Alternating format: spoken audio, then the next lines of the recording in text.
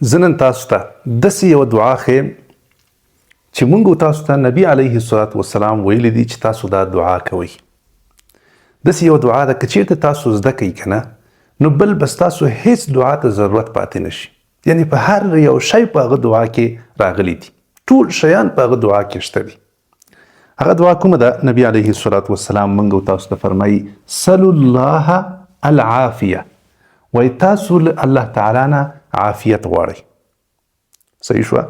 په بل حدیث کې دا هم راغلی دي چې د نبي علیه الصلاة والسلام بیبي ناسته وه، الله جل جلاله نه څه غوښتل؟ صبر یې غوښت چې الله ماته صبر راکړي. صحیح شوه که نه؟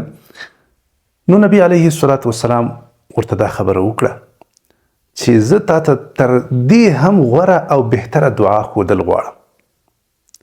صحیح شو که نه؟ موږ تاسو هم کله کله له الله تعالی نه غواړو چې الله صبر راته راکړي. الله صبر کله چې خو په ځانګړي ډول په موږ باندې سختي راشي. نبي علیه الصلاة والسلام ورته څه ویلي؟ وایي ته له الله نه عافیت غواړه، دا ډېر مهمه ده. له صبر نه دا ډېر مهم ده، العافیه. صحیح شوه؟ صبر وایي له الله نه مه غواړه، ځکه صبر کول دا سخت دي. په تا باندې سختي راسي، مشکل راسي، سخت مریض سي، تاوانونه یا لانجې وي که نه، نو بیا صبر کول سخت سي انسان ته. ته مخکې له مخکې نه الله جل جلاله نه د عافیت دعا وغواړه. اوس د عافیت څه شی ده چې نبي علیه الصلاة والسلام یې موږ ته راښیي چې تاسو دا له الله تعالی نه غواړئ. دا د دې مطلب دا ده چې ته له الله تعالی نه خیر وغواړئ. صحیح ده؟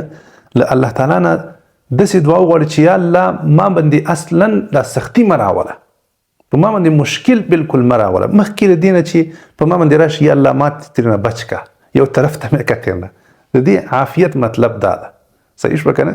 یعنی په ما باندې نه مریضي راوله یا الله، مه په ما باندې فقر راوله، مه په ما باندې سختي راوله، مه په ما باندې کوم مشکل راوله، ما له هر قسم جنجالونو نه بچ ساته یا الله. د دې عافیت مطلب دا ده.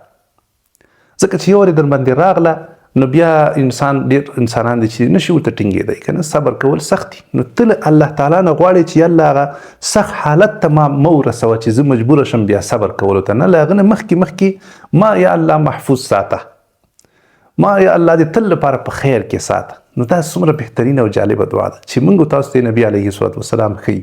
ښه دا دعا به څنګه وایو؟ دا دعا به داسې وایو. هم دا خو علماو هم جوړې کړي دي، زه په خپله باندې هم وایم، ما ته یاده ده دا دعا، تاسو هم انشاءالله یاده کړئ. بل رقم ته هم ویلی شئ، پروا نه کوي. خو د عربي کې په دې ښه ده چې تاسو بیا په مانځه کې هم کولی شئ، په سجدو کې هم کولی شئ دا دعا. صحیح شوه؟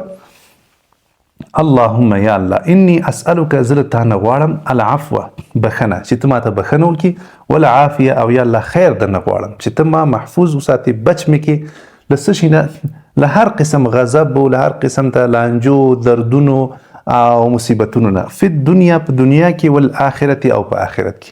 نو ته دا دعا یاده کړه. دا خو دومره اوږده دعا نه ده او نه ډېره سخته ده. اللهم انی اسألک العفو والعافیه فی الدنیا والآخره. هم په دنیا کې ته بچي له هر قسمه قهر او غضب او لانجو نه، او هم په آخرت کې. صحیح شو که نه؟ له هر قسم مصیبت نه ته په امن کې، په امان کې محفوظ وي. دې ته وایي عافیت. داسې هم ویلی شي اللهم انی اسألک العفو والعافیه، دې ځای کې دلته کته راشي، دا ورسره ونه وایه فی الدنیا والآخره. صحیح شوه؟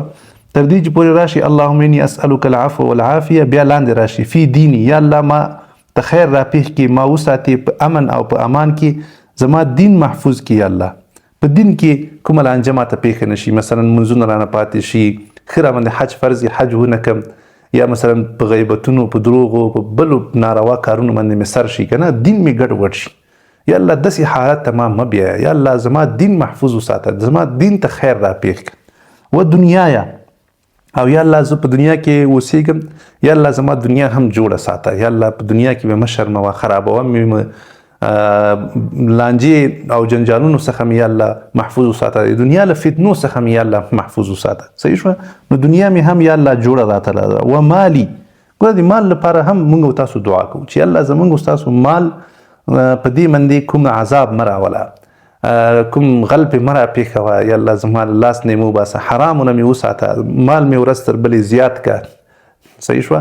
په دې مال کې کوم جنجال، کوم مصیبت ما ته مه راپېښوه.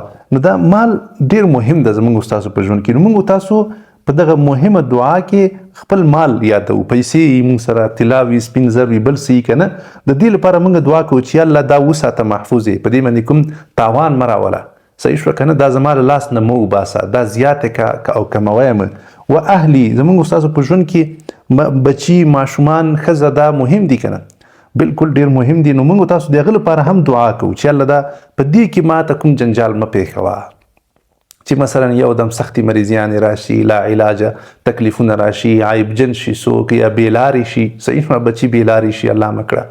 ښځه ده چې دا کوم تکلیف ورته پیدا شي، یا مثلا کوم عیب پکې پیدا شي، یا کوم کور کې کوم حادثه وشي خطرناکه که نه، یا بدنامي رامنځته شي، د دې ټولو نه موږ څه غواړو؟ پناه غواړو د دې دعا له برکته، صحیح شوه که نه. وصحتي زموږ ستاسو په ژوند کې صحت هم ډېر مهم ده، ځکه چې صحت وي نو ټوله دنیا هر څه برابر دي، خو که صحت لاړه بس بیا به هر څه لاسه لاړ شي، وخت لاړه ته به شپه ورځ په ډاکټرانو ګرځي. هغه خلکو متل کوي که نه، وایي الله هم مو له سپینو چپنو وساته او هم مو له تورو چپنو وساته. سپینې چپنې څوک دي؟ ډاکټران دي. او تورې چپنې چې اغوندي هغه څوک دي؟